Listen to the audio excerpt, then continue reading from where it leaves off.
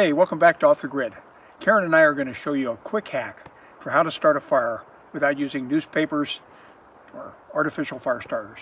What it is this stuff, tree moss. The nice thing is you can harvest tree moss right off a living tree, and removing it doesn't hurt the tree. In fact, it grows back. It loves oak trees, particularly if they get wet and get a lot of shade. Living trees can be a little messy, as you can see. So I collect it from down trees, where it comes off like an old carpet,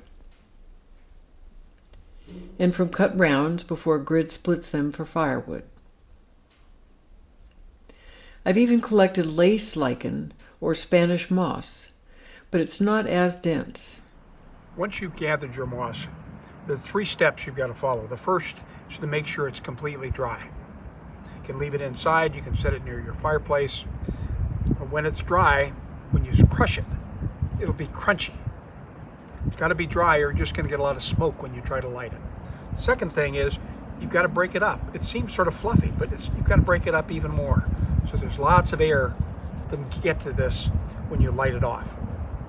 Once you've got your moss dried out and separated, you need a tinder to get the fire started. Something that can be ignited and build your fire.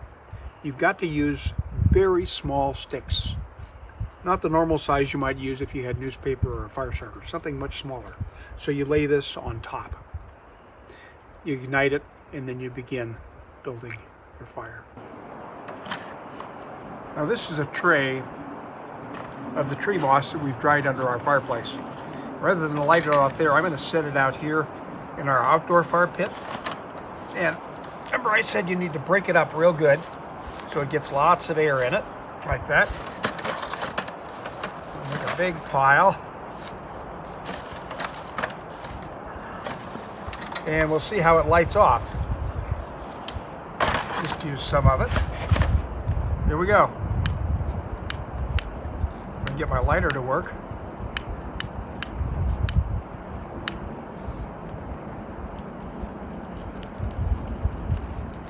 Look at that.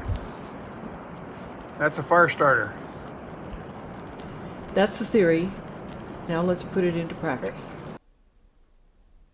First, separate and lay the moss. Then add your tinder and a few larger sticks.